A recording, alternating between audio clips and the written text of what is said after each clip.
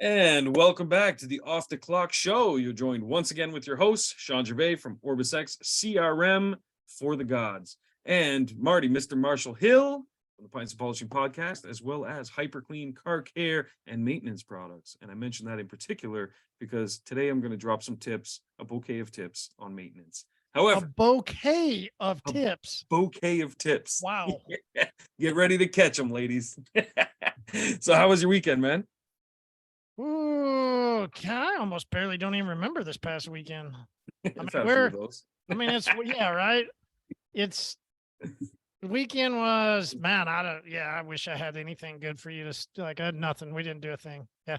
Okay, fair enough. Yeah, you must. Only thing we're doing is planning for in a couple weekends we have our 1 year anniversary. Oh, shit! Congrats, 1 man. year, man. Woo. That was wild.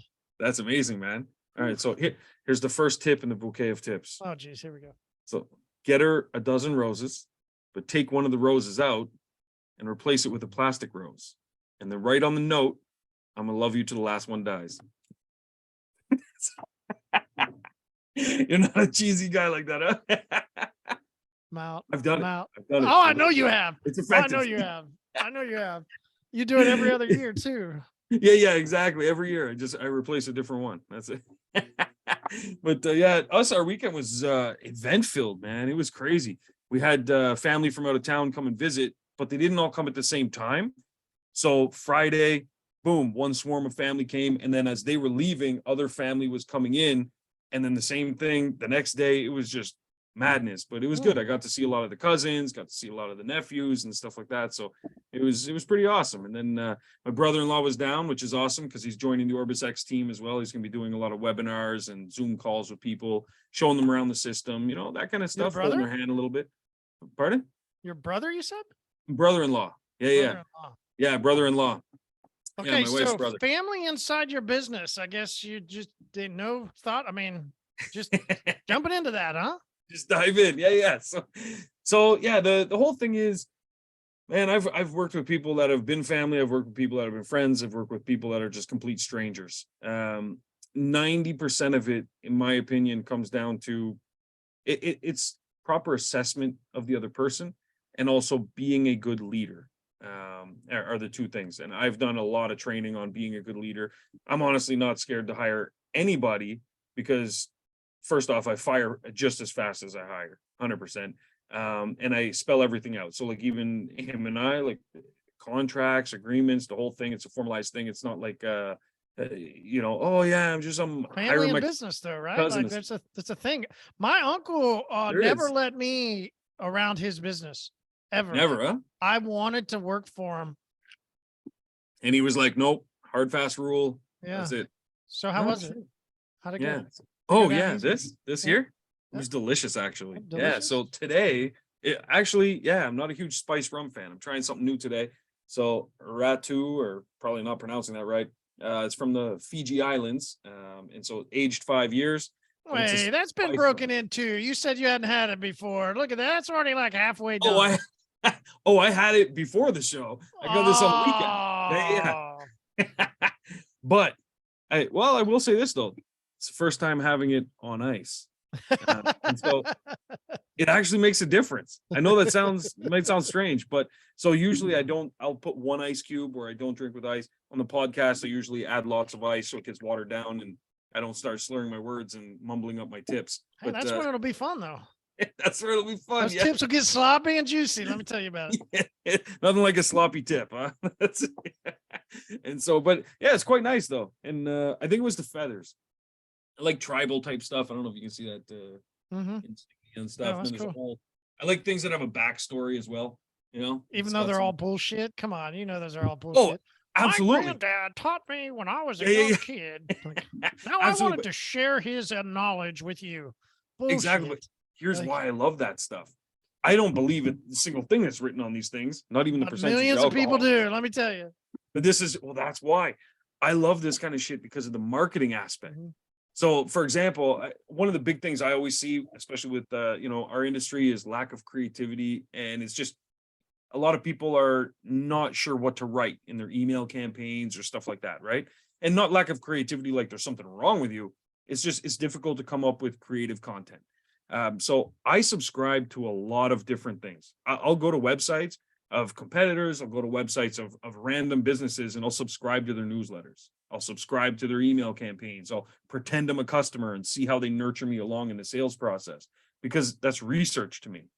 So like when I see things like this, I read it, because the best way to sell something is connect emotionally with the customer, right? So I try and look for the words they're using or the story they're telling and reproduce that. It's not a tip. It's not a tip. And that was a sloppy tip. That was I did promise a bouquet of tips, so I promise I will deliver on that. But Which one's the plastic rose? Let me tell you about it. Yeah. That one works though. It's effective. I will tell you that. No, I mean inside of this bouquet of tips, which one's the plastic one? That's what I want. It's the last one. Oh yeah. Of course. That's the one that gets her to say I do. But so yeah, my weekend was pretty eventful. And then this week has started off with a lot of training for staff. So we have 2 new staff coming on board.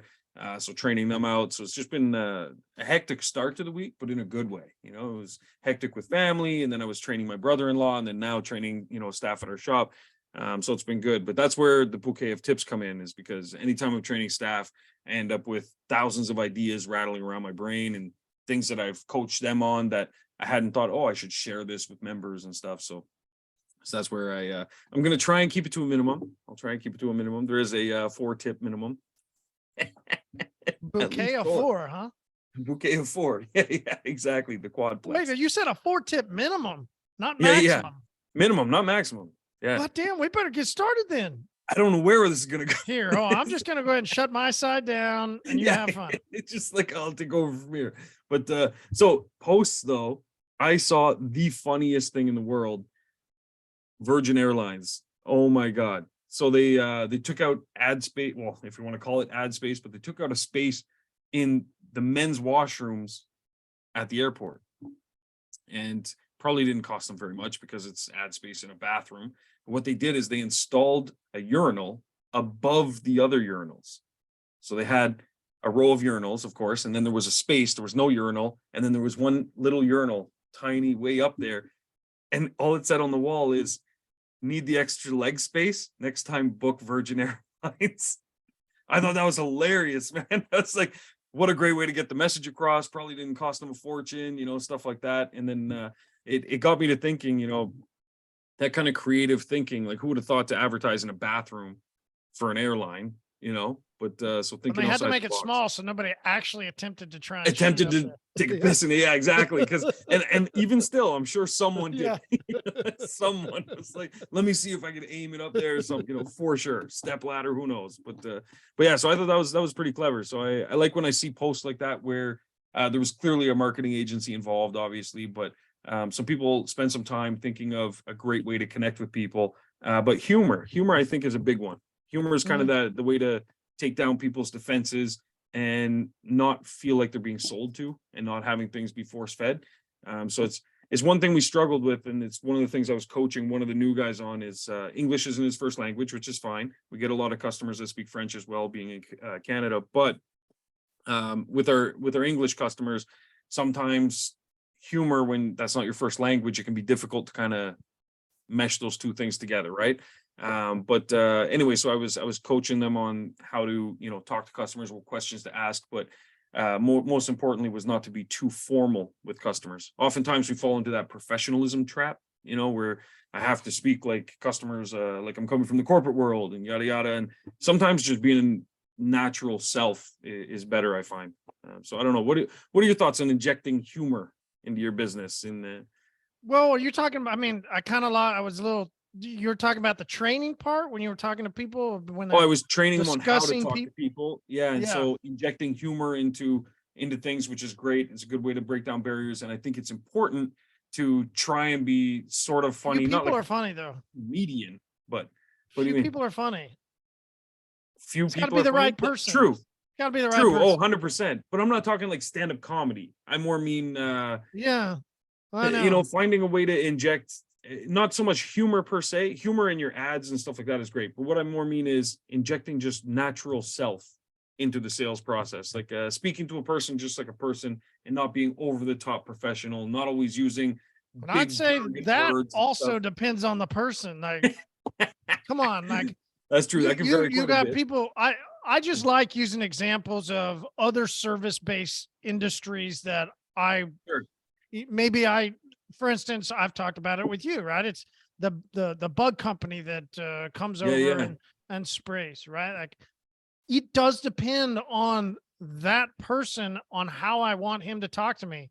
If he wants to talk like he's talking to his, his crew, yeah, I'm yeah, not down yeah. with that, right? I True, don't. yeah, I want you to show me a little bit of respect and talk to me in at least a little bit of a professional manner. So, yeah, you might need to explain that a little bit, because I think there's a lot of people that come, especially when we've said it inside of auto yeah, detailing, that it's so easy to get into, and so therefore there's um, a class.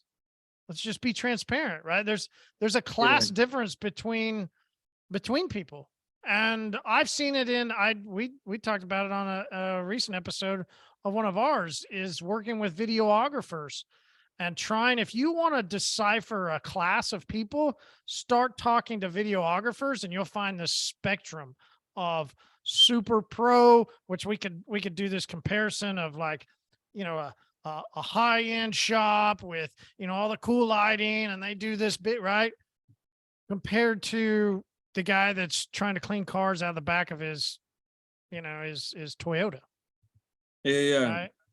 And I've gotten videographers that come up I can. and they act like that guy that's cleaning out of the back of his Yeah, Toyota. yeah. Very unprofessional. One guy came up and he had to get a ride from his buddy because his baby mom, right? Like, he just starts going through all these things of why he had to get, like, and then you got other people that come in and they got their equipment, they got their cameras, they go through this, like, walking me through how the video is going to go. So much more professional, so much more of a higher level. I want the fucking idiot that's talking about his baby mama, to start, get that 100%. language out of his Yeah. dialogue and start talking to me professionally. And I guarantee you there's thousands of detailers that talk unprofessionally to customers, and it Oh, I've loses their seen business, and it loses their those business. posts where someone's like, "What would you have responded to this customer?" And then you see their thread, Hmm. and it's like, holy shit, man! I never would have said that in a million Yeah, years. never. And so definitely, I think that's where it's kind of that fine line between the two. So like I'm for pulling us, your tip out and I just put mine back in. I do not agree with you whatsoever. no, see, here's the thing though. It's all in how it's done. And that's where I agree, having that That's what she professional said. image and that yeah, that's what she said. Yeah, nice. Having that professional image and all the processes in place that, create that professional experience, right? Those are key. But at the same time, you can't be too formal, I find, and corporate. And that's what I was trying to get across with my staff, is that sometimes they're just a little too, it's almost like you're speaking to a dentist at times, and it's so the guys that upsell really well at our shop, they have a way of talking, and it doesn't come naturally to everybody. Some people they really have to work at it, or some people just aren't born with that kind of component in their body. But the guys that do really well at our shop, they find ways to relate to the customer, and they adjust their speech based on who they're talking to, right? So sure, we get some guys that come in, like if guy comes in and he's dressed a certain way or something like that, or even little subtle cues, like based on how they're talking, you kind of want to mimic that. But at the same time, we've had, some moms that come in, for example, they come in to drop off their van or something like that, and the guy's either just talking to them in a way that almost comes across as like demeaning. That's what we were told in the beginning. Some of them is like, the way they're talking to me was, I felt like I was at a mechanic where, like I'm a woman, I don't know anything, stuff like that, so we find ways to reach some common ground with those customers. And that's what I was coaching the guys through, is that you got to kind of not be their friend, but talk in a friendly way that's not so much just a matter of fact. And so I think that kind of stuff's important. But like for me, for example, in my emails to everybody, and if you've ever got an email from me, I always end it with a smiley face at some point. I throw smiley faces in my emails like crazy because it happened to me once and I loved it. And so someone will message me something, I'll be like, all done, smiley face or something like that. It's just how I reply. And My for frown must have me, been turned upside down. I don't know why. the I was unhappy with what I didn't like your tip, Marty. No, but yeah, I feel it's a way for me, because especially like the emails I send out usually are dealing with a more escalated situation, especially because like the emails I get from the shop aren't things, people asking for certain, like, oh, I'd like to book an appointment. Like I've got people that handle those kinds of things. So it's, if it's an escalated situation and stuff, I usually, especially email, it's hard to tell tone. So I try and, add some like friendliness or some humanity to it. And that's important, I think, when it comes to the sales process, when dealing with the customers.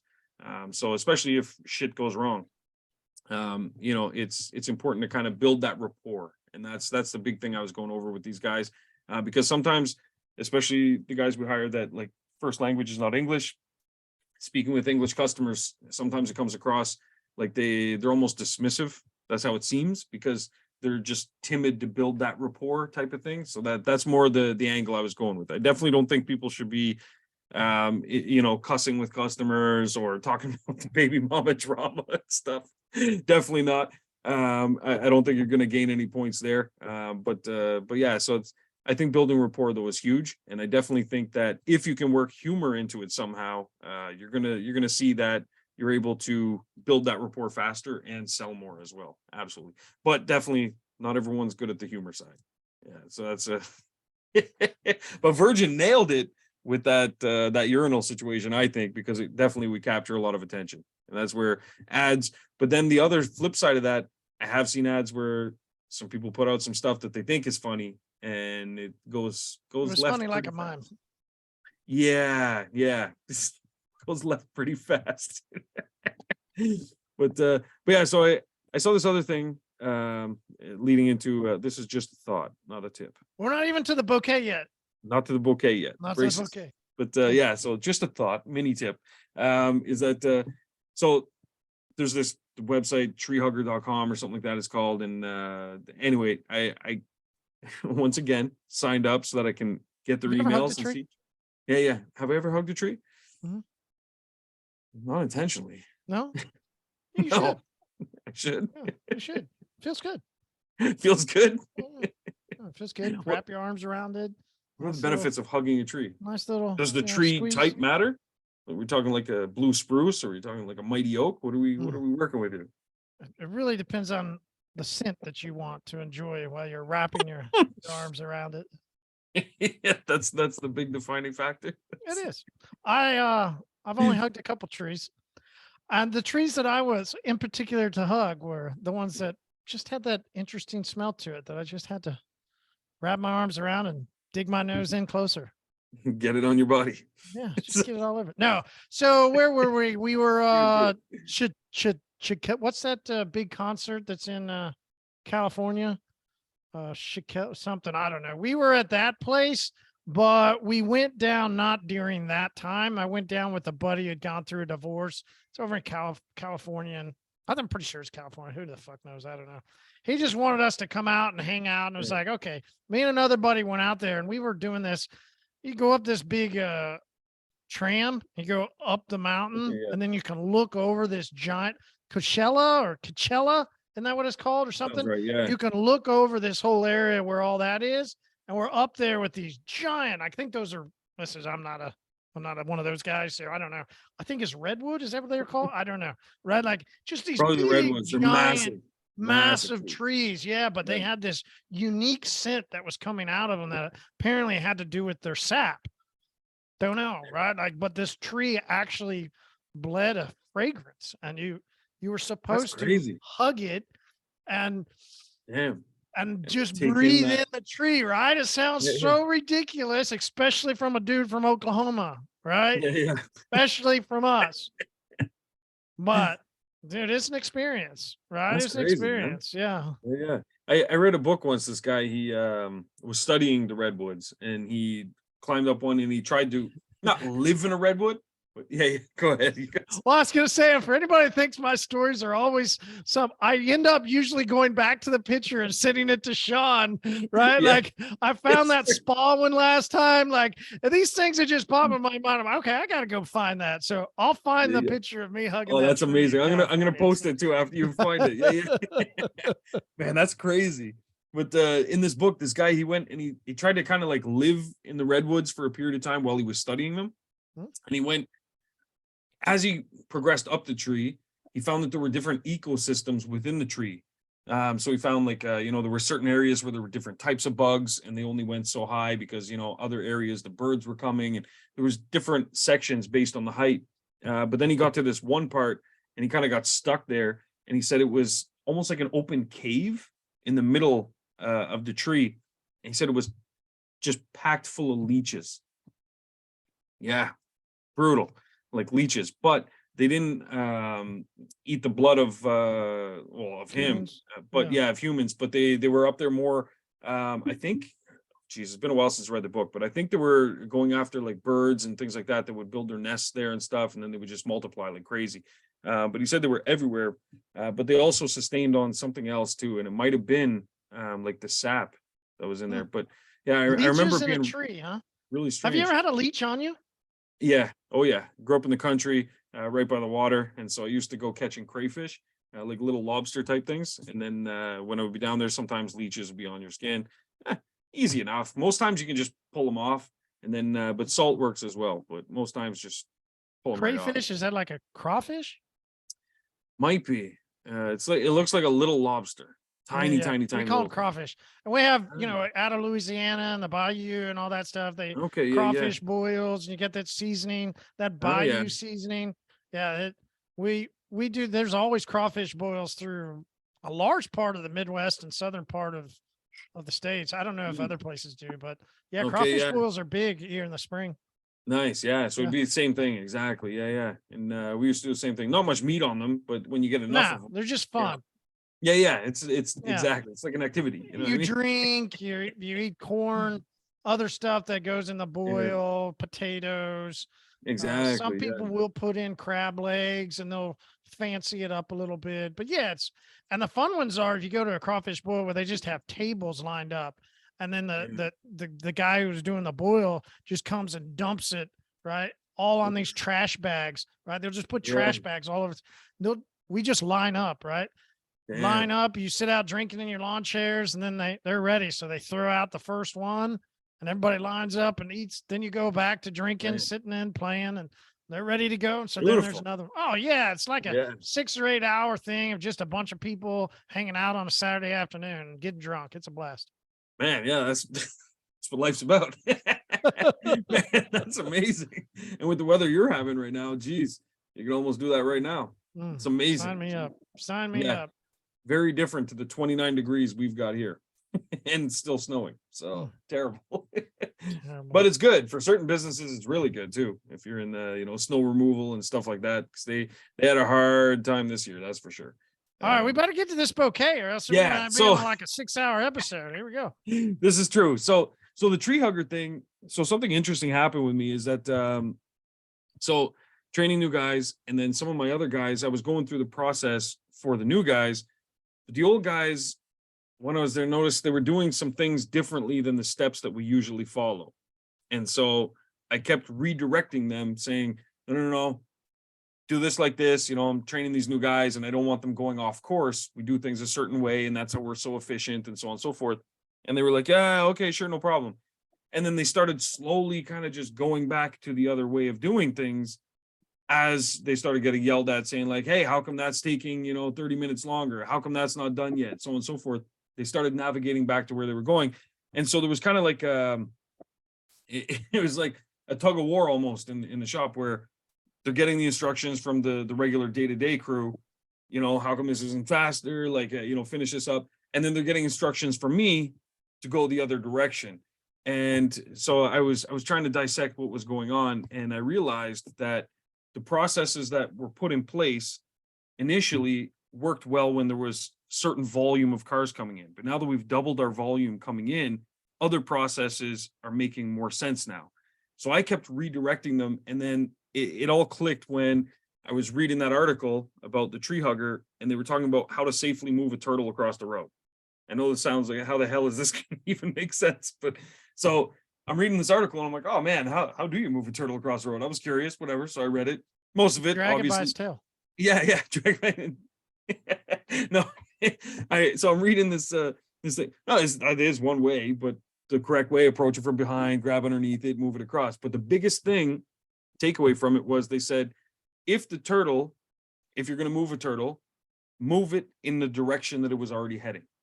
Oftentimes, if you look and you say, oh, well, why am I going to move them over here? It looks terrible. When over there, there's this lush forest and swamp and this and that. Naturally, you want to move him back to where you think is best.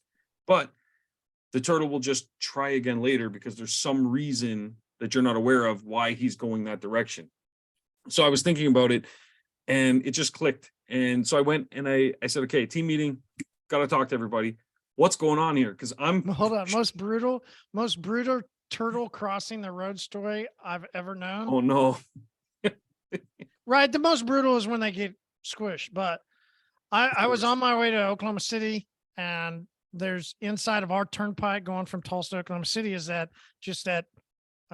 concrete barrier the whole way. Right? Oh shit. Yeah. And you saw it go all the way across these 3 lanes of a highway. It made it.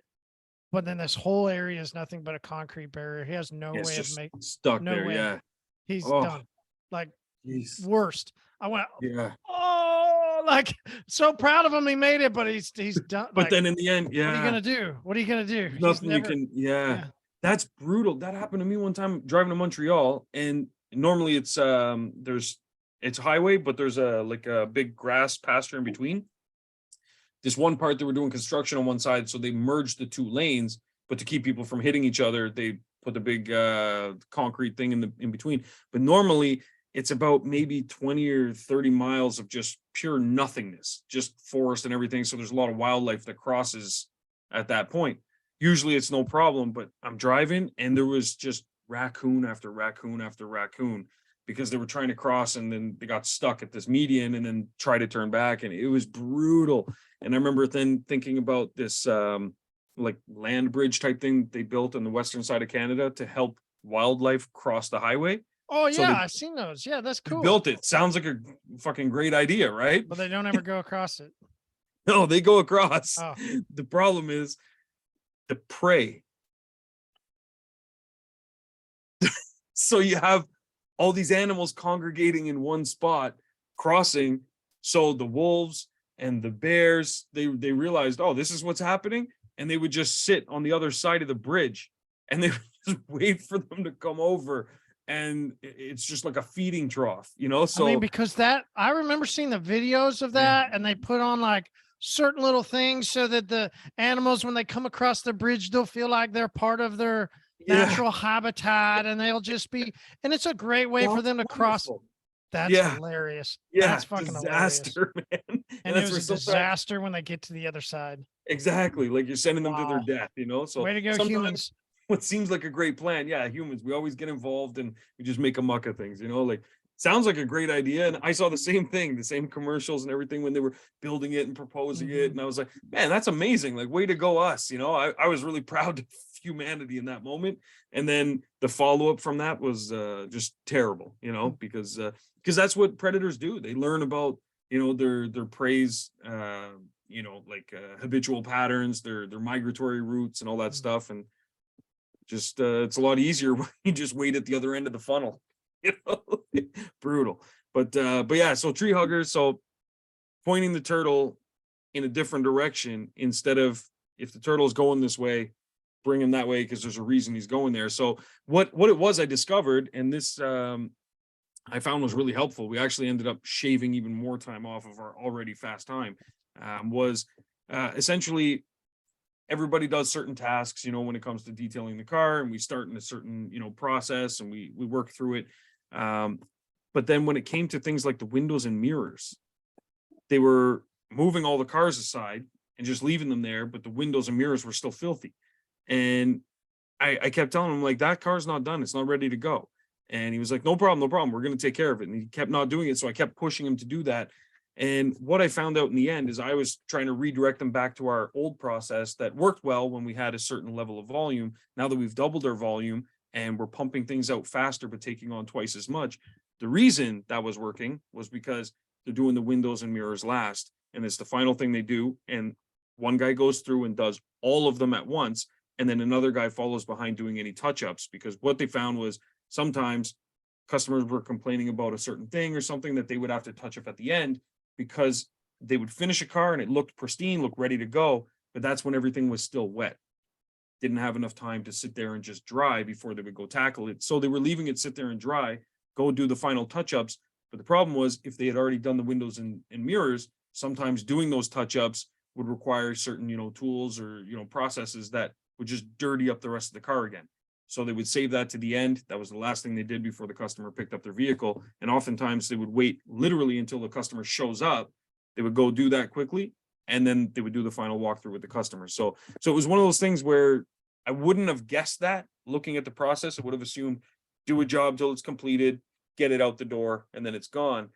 So I kept redirecting them. And anyway, so I thought of these poor little turtles, and sometimes it's best if the boss stays out of it, I guess. And just let them do their thing. Little creative thinking on the staff's part, which was great. So anyways, those things are moving along a lot better now, which is great now that I'm not there anymore and I'm not getting yelled at by my own staff. So but yeah, so that was something interesting that I learned from, who would have thought, from turtles. And it's from those random things, signing up for something and just engaging my brain in things that aren't related to detailing all the time or automotive industry, things that are outside of the box. They can actually play a role inside. And that's one thing I find is great about our discussions, is that while we may seem like we derail and go off topic sometimes, there's a lot of things we talk about or suggest that, as you mentioned with the bug guys, when we had that episode and you were talking about their process and the follow-up they did with you and stuff, sometimes other industries can show us quite a bit, or other themes or other topics about our own industry. That's what I find. So on that note, what do you do I told you I subscribe and spam myself to death basically with, different campaigns and stuff. What are some things that Mr. Marshall Hill does to keep abreast of new ideas? Keep abreast of new ideas? Yes, sir. We're talking about tips. I had to mention breast in some capacity. Yeah, hey. I think that's probably the best thing to do, right? Just go get a little broomski action every once in a while. Absolutely. Broomski. And the motorboat. Oh, Jesus. What was that movie? Wedding Crash. Okay, new ideas. Listen, I think you should naturally, and I guess the way I started to begin to do it was I naturally just schedule time to try and see how, it's so hard to do though. It's very difficult. When I say try, I mean try, like maybe twice. Like difficult to say, okay, I'm going to schedule out this amount of time to do this. What I've actually found is those ideas just pop out of nowhere. So I've actually found that it's better to either keep a note section, right? Which I do. And anybody's got an iPhone. Everyone, exactly. In your phone, just pop it in there. Yeah. Most of my ideas are new ideas because of the way my mind works. It's always random. It's spontaneous, huh? It's spontaneous. And I'll just start going through an idea and I'll suddenly go, oh shit, that's a good idea. But if I learn that if I don't write them down, or at least make a note, or at least tell somebody, it's gone. Right? Yeah. I actually, there was a one time for a while, I actually believed that if the idea could journey past all of my difficulties in my mind and came to fruition, then it was guaranteed to succeed. Right? The name hyperClean, everything around hyperClean happened so fast. I did not write any of it down. And if I knew that if I remembered it, it would actually happen. That's a horrible thing to do because so many of my ideas went off into the distance. I never actually got to bring it to fruition. I just sit there going, God damn it, what was that idea? I should have written it down. So for all you know, 20 years ago, you invented the iPhone. I know I didn't do that. No, but I mean, if you didn't write it down, then like shit. But I know what you mean though, because me, I'm a big believer in writing things down. I use technology for a lot of things, but that's one thing I actually don't use technology for, believe it or Hmm. not, is ideas and stuff like that. I always just walk with a notepad, always. And even if I'm going to visit family, I pack my, weekend bag or whatever, and in there I throw a notepad, pen, and good to go. Usually a couple pens because I don't want them to die, but I'm always getting ideas of some kind coming, but a lot of it for me comes from my exposure to things. So I overexpose myself to things. I listen to the radio all the time. I watch TV programs. Do you, I'll read things online, do you books. think? Do you think if you didn't have those ideas, if because I think there's probably some people that are listening that go, "Oh, I don't know, how do you get ideas? You think that it's probably innate?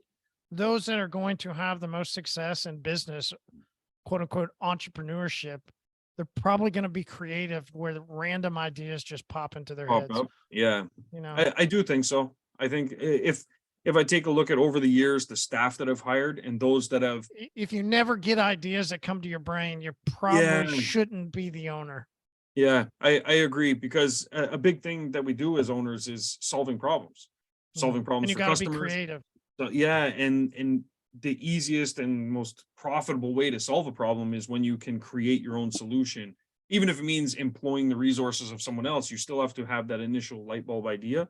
And if I look at my staff over the years that have gone on to start their own businesses and didn't stay, as lifers as people usually throw around when it comes to employees, it's those that have had creative ideas. They've contributed the most to our business processes over the years, but at the same time, I knew their time with our company was going to be limited because I just knew, you can just tell like someone that's always got those rapid fire ideas, the quick problem solving stuff, and that initiative and drive. They're not going to be with you for very long unless they have some sort of equity stake. So, and that was fine because I just recognized those and I said they're going to give more than they take during their time with us. So I didn't stay away from hiring them, but instead I just used them as a resource as much as I could while they were there, probe their brain for ideas, ask them more questions than the others, like, what do you think about this process or that? And then implement those things. But yeah, I definitely think that there's some people, the ideas just come naturally. I don't think it's necessarily a skill you can create per se. I think it's one you can perfect, you can refine, but it does have to sort of be there. And I do think that sometimes it might lie dormant. I know some people that one guy I know, he recently sold his business for, a fair chunk of change, $24 million. And prior to that, he was like a worker bee. I think he worked in an accounting firm or something. And he was just you know, 9 to 5, showed up every day, did his thing. And what conversations with him, I never would have thought he would ever start his own business. But the right idea came around and it just kind of ignited that in him. But he obviously would have had to have had other ideas before. He just wasn't the type to share them and stuff. So I didn't see that side of him. So it might be in you, but you don't know it, unless you reach deep down inside or the right idea presents itself. But I do think that a lot of people lack that natural ability for it. And that's a little bit of a, you know, Tough pill to swallow for some. I was trying to figure out how to say it. I was actually going to say that it's almost a little bit of a carrot dangling out. Since we're talking about turtles, right? It's Yeah. almost that carrot dangling out, right? Like if you can create the idea, Ah, right? But that's just the first phase. You can yeah. create the idea, but then, geez, just having the idea is only one step. There's millions of people that can have ideas. Oh, Millions that An have idea ideas. without execution is not even worth the paper it's written on. You definitely need that execution. Listen, Shawn, we're counting one of those as in the bouquet. Okay, fine. Well, I promised a bouquet, so that's okay. That's fair. All right. Wait, does the turtle go in there too? Hell yeah. Oh man, that was just a fun story. All right, fine. Okay. Well, I still have like seven left in the bouquet. We're good. So but so yeah, I think that it's definitely something born in people, and not idea is a great idea, but every idea could be a great idea to some degree, just you have to find the right formula, but definitely I know a lot of people that are good at making lists. I'm sure you know quite a few like that too. I make lists, but I execute on lists, and I think execution outweighs all the other stuff more than anything, because you can find great ideas, you can pay for great ideas, you can borrow great ideas, all kinds of stuff, but it's executing them and how that's done. I think that's like the crucial step from what I've seen of successful entrepreneurs to those that struggle. So I think that's a big one. But I will dive into one of my bouquet of tips. Okay. Ready. The first tip of the day. You got us primed and ready there, Big Daddy. Yeah, like sure. So my tip for today is having to do with coffee crisp. And so What? yeah, coffee crisp, the chocolate bar. Coffee crisp? Yeah, you know coffee crisp. Evidently, I don't, since I'm asking what it is. No way. That's we have crazy. Nestle Crisp. No, coffee crisp. Okay, little yellow bar. Holy shit. I'm gonna have to send Mr. you a Good box. Bar? Yeah. No, I'm gonna have to send you a box. Oh my god. Okay, there's Box? basically coffee in a bar. Oh, they're so good. Yeah. It's a Can I great melt it down and snack. drink it? No. It's a great It's edible snack. coffee. Edible coffee. Yeah. Mm. And so here, super popular. And usually at Halloween. And the funny thing is, most parents don't want them in the Halloween bags because it's got caffeine in it, in higher levels than normal. And so they're worried about their, son or daughter bouncing off the walls, which makes sense, right? But parents love them. But the biggest thing, the reason they do exist in the Halloween sphere is just so that they can have market presence for the adults, right? Because you take your kids out, you have a tiny little one. Next thing you know, you're like, oh shit, you're at the store. I think I want a coffee crisp, right? So the interesting thing with coffee crisp is they examined their competitors, and what they did though is they took a look at all their offerings. So you could do this in your detailing business, take a look at your competitors and take a look at, how they're structuring their services and packages. They have, tinting, detailing, ceramic coating, so on and so forth, and identify how they're marketing those messages for each different category.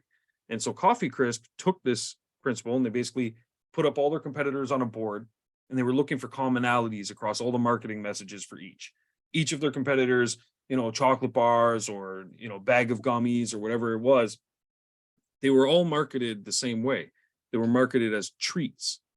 And so even though they're going after the same audience, people that want to consume, treats and things of that nature, the marketing strategy had to change, because if not, you're just competing with everybody else selling the exact same thing and you have no unique selling position, right? So what they did is they said, okay, they're all going after treats, so we need to change this and reframework how we're doing our strategy. And what they did is they reframed it as if it was a snack, because treats are occasional, but a snack is something that's, daily or part of your routine, right? And so what they did is they changed their marketing slogan, believe it or not. They changed it completely. And they started marketing it, in all their commercials and everything as if it was a light, how did they put it?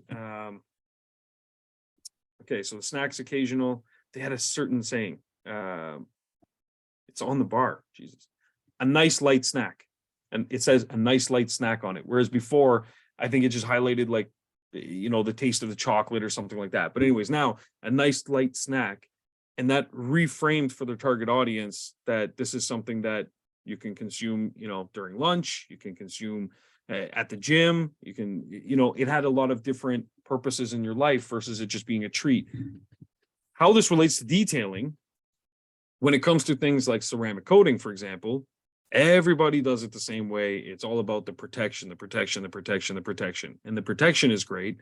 But now you're just kind of lumped in with everybody else that's pushing the same Facebook ads, the same this, the same that. And if you can try some ads out that rephrase things, and instead, I think, and I'm doing this again because we did it on last week's episode too, but I'm really drilling home the maintenance detail side of things and pushing it as something that makes maintenance easier, and instead take the approach of a nice light snack and make it's a part of your vehicle maintenance, like it's a scheduled thing that needs to happen.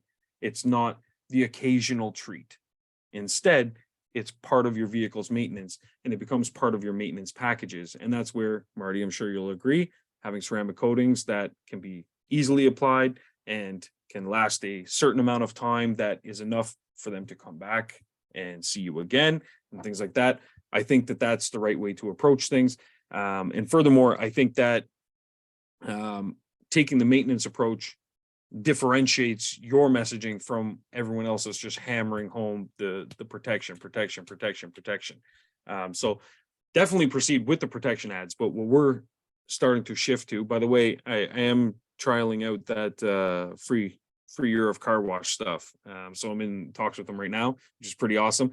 But how we're going to take that approach as well is the maintenance side. And so we're going to tie that in instead of just hammering the protection side. We are putting that in there by saying, you know, safe enough for you to do what you want with your vehicle, but part of your regular vehicle maintenance. And so we're switching sort of the thought process of our customers just by presenting a different strategy. So same overall strategy, selling more ceramic coatings, but changing the thought process around it from it being a treat for your vehicle to being something that's part of your vehicle maintenance, just like an oil change. So there we go. That was, you know, see, it's short and Not a sweet. tip. That was a full-on insertion and everything about. You're like, you're having babies now. Yeah, you're having a baby. That's fucking O-Face is done. You remember that shit? We were collect calls, those commercials where you only had so much time, and it was like, you've received a collect call, and it was like, we had a baby, it's a boy. And then it's like, do you remember those? Jeez, that was back payphones and all that shit. Oh my god. Yeah, it's But, like an Aflac or Geico. It was one of those insurance commercials. Yeah, wasn't it? yeah, and then you could deny the call because it was like, do you Yeah, accept it? It was like, no, I don't, because you already got the message, right? Yeah, but yeah, so we're having a baby, it's a boy. Oh man, how about yourself, man? You got you want to contribute to the bouquet? No, I'm ready for the next one. Ready for the Bring it. Come on, let's go.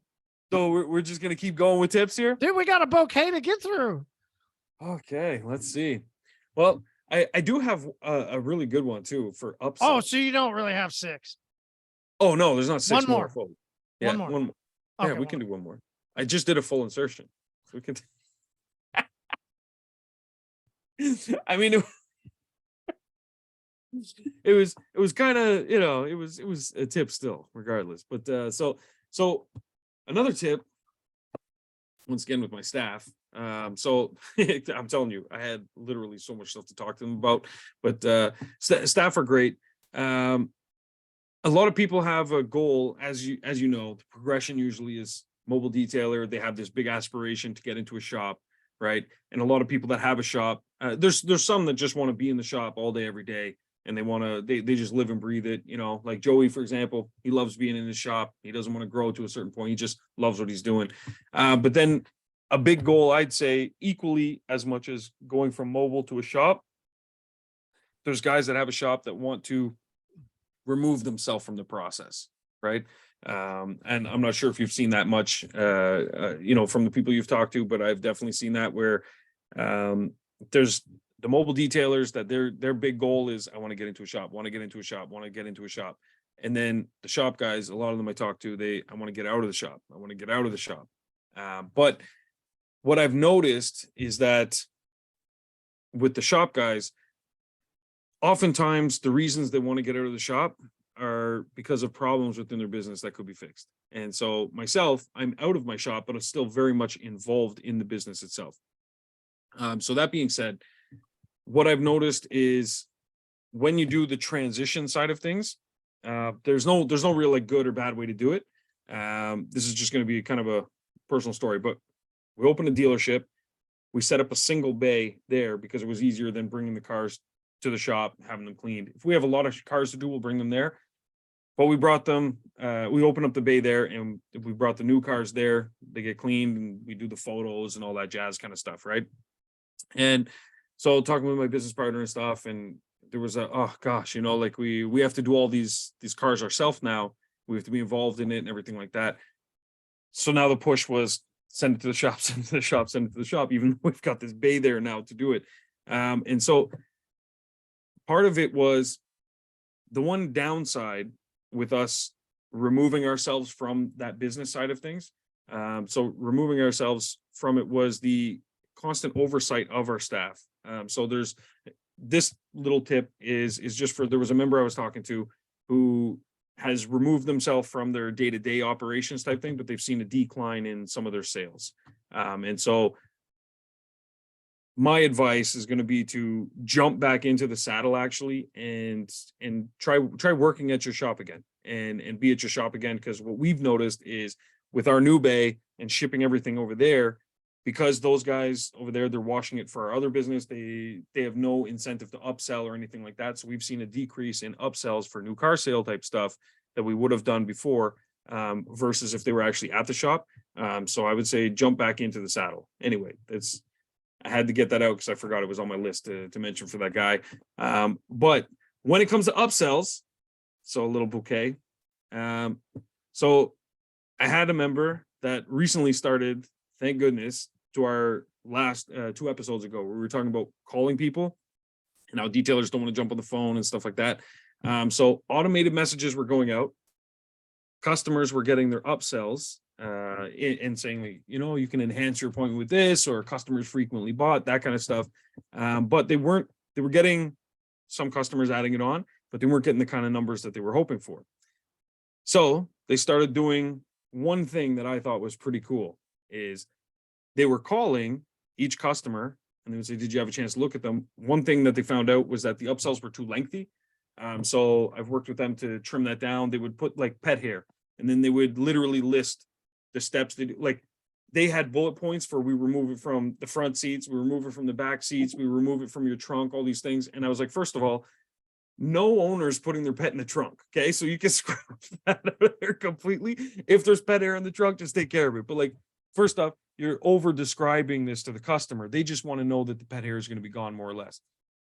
So that was part one. Part two, and this is what I thought was pretty cool, what they were doing, is they called and they said, hey, listen, we sent out an email for some enhancements that you could add to your appointment. I'm calling to confirm you're going to be there at the appointment. And is there any reason that you couldn't show up? And so on and so forth. They go through that process of confirmation. But then while they had them on the phone, they said, we sent out the list of enhancements to add to your thing. Did you have a chance to look it over? And they said, yes, we did have a chance to look it over. He says, okay, I noticed you hadn't added anything just yet. And that's okay, because there's still time before your appointment. And if you add 2 of the 3 that you received, you'll also get a $25 gas card. And I thought that was pretty cool. Implemented that process. All the calls he made, 2 out of the 3 were accepted 10 out of 10 times. Couldn't believe it. $25 gas card. So anyway, I'm going to be trying that at my shop as well, for our upsell process, for the people that don't add anything already, because if they do, just let them go. But $25 gas card, it got me thinking, it's kind of like your car wash idea, where it costs him $25 to give this away, but his average upsell, he's charging $125 for. So it's like, they had 2 of those. He just added $250 to a sales ticket, and he's giving away a $25 gas card. No brainer, in my opinion. But anyway, regardless of what you give away, I think that following up on the upsells by phone, I think has a much higher success rate. So you need to implement that in part of your process. Absolutely. So I think that if I was to upsell something, I would go with glass coatings for sure. I would definitely go with ceramic snow. What's ceramic snow there, Marty? Pure bliss. Pure bliss. If you want to know what ceramic snow is, message Marty after this podcast. Absolutely. No, ceramic snow is, you're going to apply protection while you wash a car. So you're applying protection down on the car while you wash it. So it's not heavy on the foam part, because if you're going to have heavy foam, the chemistry makeup can allow for protection also to be in. So for those of you that have used some type of protection soap product and it foams heavy, just understand you're not getting a lot of the protection side in it. The high protection products that are a soap, by chemistry, not by Marshall, but by chemistry, it just doesn't work. So we're as much on the protection side as we can get. And so people that use ceramic snow, the first thing they always say is, well, it didn't foam so great, but geez, the car looks awesome. And you could feel it After you wash the car, you can feel the protection. You can feel it on there. So, yeah. Yeah. Awesome stuff. AKA pure bliss.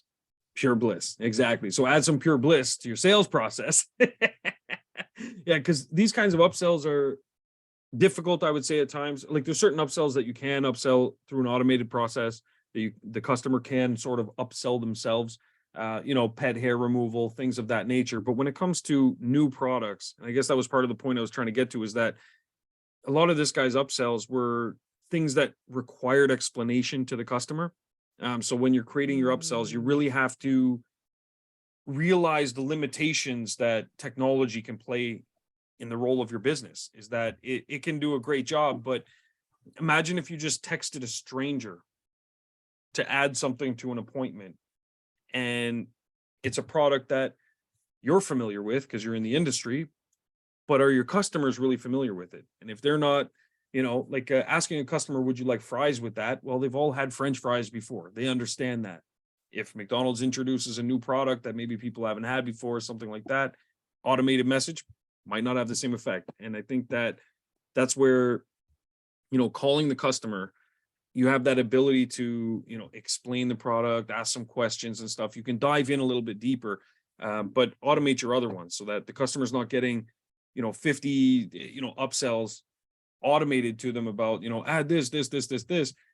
Choose, 2 or 3 that are your top performers that don't require explanation. Have those be automated, but then follow up with that customer about, some of the other products. And that's a good one. Because even glass coating sounds like it, coats the glass, but to a customer, coats it from what? What's the point of it? Like they don't exactly. And so glass look better. Yeah, that's the thing. They're not going to understand the true value that it brings. So they're just going to skip right past it. And so that's where a conversation is always best when you're upselling certain things like those things, and this is just part of the other tip. This isn't a new tip. This is, this is no, it's not. It doesn't count. We need like a scorecard. That's what we need. And then we'll keep track. But yeah, I think that that's where you'll have the most success. Because I noticed with us, big things that we're able to upsell instantly are baby seats, like steam cleaning them, things like that. Tint, of course, like cross-selling or different things. Someone comes in for a detail. The sun strip, we upsell that. What else do we upsell? Definitely pet hair, of course, sand removal, things of that nature. But then when it comes to things like ceramic snow, Uno, all that kind of stuff, those are things that might require a little bit of finesse and explaining to the customer the true benefits of it. But yeah, that's what I would recommend. So, well, that is a whole bouquet. That is we're having twins now. Is that what's happening? A lot in there, Shawn. There's a lot in there. Listen, I've always lived by a motto. It's not how deep you fish, it's how you worm. This is true. Absolutely. Yeah. I'm just going with one that's going to wiggle and jiggle pretty well. All right. So, we recently bought a vehicle. Hey, congrats. Hey. Yeah. Not sure if congrats are always in mind, right? Oh no. No. So far, so good. A lot of fun, but right, like, but the buying process of a vehicle, right? That's what I mean. It's it's amazing how local dealerships haven't figured out that we want to get in and out as fastly as possible. Yeah. Like I did everything I could, so that I did not be, everything early. Let me do this. No, I won't come in. No, I made sure that once we were there, we were in and out. Yeah. Yeah, that didn't work. The thing that they kept telling me, and this is for everybody that's not quite sure. This is the tip. Here's the tip. Peace of mind. Peace of mind. And that's what they fucking said every 30 goddamn minutes. Well, this is for peace of mind. And it eventually starts, it got hypnotized into me. And then we're in that finance office, right? Like, and they're closing us on finance options. And well, this is for your peace of mind. Isn't that what you wanted? Was a peace of mind in this purchase? Years later, this will bring you peace of mind. So there's my tip. There's my tip. because every single person in America would love to have a peace of mind. I'm not sure about you, Canadians. Yeah. I can't speak for you. Yeah. But geez, I just know how to wiggle my worm. That's all I got to say. Offer peace of mind. Offer peace of mind. Easy. Yeah. Okay, but let's be real about it. Like, how could somebody offer peace of mind? How could somebody that's in marketing, that's in conversation, that's in maintenance? I mean, I think maintenance is the absolute best peace of mind. We used to have when the song was popular, being, riding dirty, right? If you remember that, we used to use that song. We would talk about, like, don't let them catch you riding dirty, right? The peace of mind of not being dirty should be done on regular cleanings, right? Have a peace of mind that your car will always stay like new. Have a peace of mind that with this ceramic coating from hyperClean, you are going to achieve such and such. Peace of mind of us being here every week to make sure that your car stays clean, right? The peace of mind that is involved with what intricate work that we do, you'll know, right? Every single thing is about the peace of mind. And I just go, wow, I'm in, right? Like, I got my wife, I prepped her all the way to that dealership for being in, because I wanted her to, like, I got to let her have this being her vehicle, right? It's the first she's bought a vehicle once she's been in here in the States, but right, you can understand if somebody getting here to the States and having to pay some cash for a car, right? You can understand that, right? This is her first big purchase. So been here for about 3 years. This is one of the big purchases for us as a newlyweds, in a sense, still being in the first year of marriage. I wanted her to have the ownership of it, right? Like, it's always about her, always about her. My name's on there. Cool. It's about her. So I prepped her that what they're going to talk to her about going into the finance office, because the great thing about being in the industry so long, I've sold packages for finance. I've gone through, I'm actually certified for a finance company. I'm a certified finance guy. So if this doesn't work out, I could go straight into a finance office. And for everybody that has those fucking certifications that don't mean dick that I've talked about, I can show a fucking certification that'll give me a job, and I can sit down in that hot box and guide somebody through a menu and sell finance. So I prepped her for those moments, but it came down to a point where she goes, okay, I want it. Yeah, I want it. And I go, whoa, right? Like, that's when I go, whoa, my peace of mind has reached a moment. You are not buying all that. Hold on. Like, hold on a second here. Let me have my peace of mind. But it worked. Peace of mind worked like a charm. It does. It's huge. Well, Michelin tires, right? Same thing, because someone listening might think, when you sell peace of mind, you literally have to say peace of mind, but which you can, of course, but sometimes you can get across peace of mind in a different way. And so while everyone else was selling tires based on, it's got this tread pattern and it does this and this in this climate and so on and so forth, Michelin tires just showed a tire with a baby inside it. And it said, keeping your most precious asset safe on the road. Boom. Peace of mind. Told you everything you need to know. Those are the tires I need to keep my baby safe. Gave you that peace of mind. And so sometimes you can, structure your message in a certain way where you're creating peace of mind. You don't necessarily have to say peace of mind. Now, peace of mind does help, obviously, in marketing. But I think that that's a great tip. That was a little more than just a tip. But anyway, that's we're not, not keeping score. But my worm is a good wiggler. My worm's a good wiggler. I hit all the right spots, man. That's all you got to do. You just got to hit the spots. That's all that matters. Exactly. Jesus. And so I think peace of mind is important, especially when you're selling things like the maintenance details. Absolutely. And then how you can sell that with other things is, you're absolutely right. Like we use that a lot with our Uber drivers. We do a lot of Uber work, actually. And so because a lot of people surprised. Like, I've been surprised at how many they have to clean their, like they do. They have to clean it. And I know people have talked about Uber drivers, but detailers, they do not they don't go after them because we're detailers, right? We're this Yeah. elite group. Like the amount of money that Uber drivers are spending to keep their cars clean. It's insane. It's See? insane. Anyone that's slow right now, that's slow during the winter season, Well, like, man, come on. and or you just got to start thinking of other ways around, right? Yeah. If they're not going to buy your service, it's a great time. If right, this is the fun part about what we play in the game of business.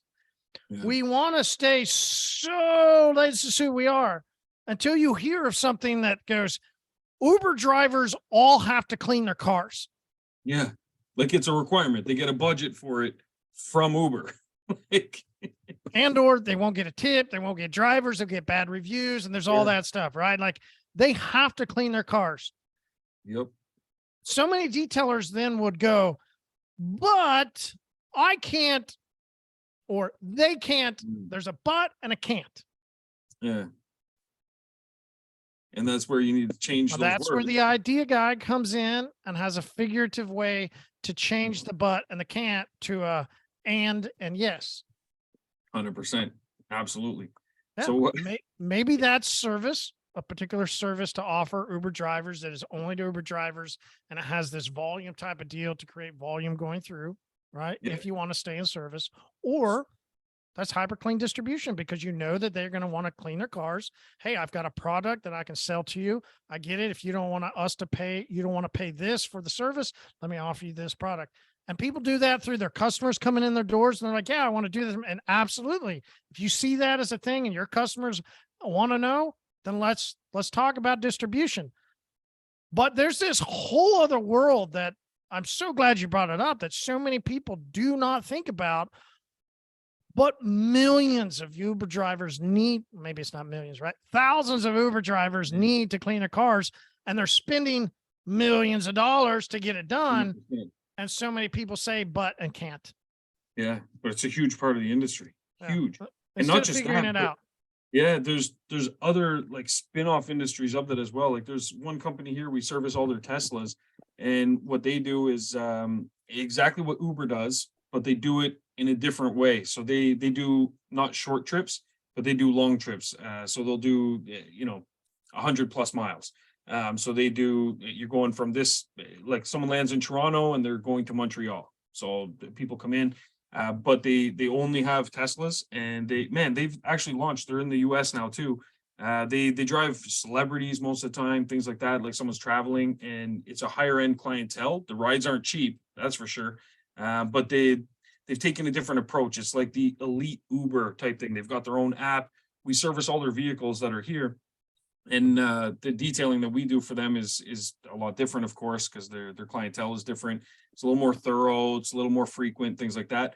But for our Uber guys, some of them we've offered free cleanings, and we put a sticker in their back seat that says this vehicle is cleaned and maintained by Auto World. And okay, so that might be another tip. But it's a mini tip. It's a mini tip. That's it. See, it's just a little worm, as you said. So, but those kinds of things help. My worm? It's how you write your name, not the size of the pencil. That's but she still felt it. That's but those kinds of things. Uber is huge. I love Uber. I know a lot of guys feel the same way about dealer details and stuff like that. We love dealerships as well. Dealerships, Uber, we'll take it all because we go for the volume, keeps us busy as all hell. And believe it or not, you can upsell Uber drivers as well. Absolutely. You know what I mean? And more so than anything, to be honest, we've upsold it by selling tint, saying, put ceramic tint in the back, keep your passengers cool, but also protect them from UV rays and stuff like that. And all these little kind of things. It's amazing the stuff you can actually upsell a potential market that you've just written off because somebody else posted about how terrible it is in Facebook. And so open your mind, open your eyes, and you'll see there's opportunities everywhere. All right, listen. Hug some trees while you're at it. Hug some trees. So yeah, go hug some trees. I'm gonna go hug some trees and drink some Gatorade. Yeah, maybe you'll get an idea or something. Definitely. Well, listen, Marty, always a pleasure, man. Thanks for your tip, and you're welcome for my bouquet of tips. There will be many more to come next week, and we'll see you then. All right, brother. All right, later, man.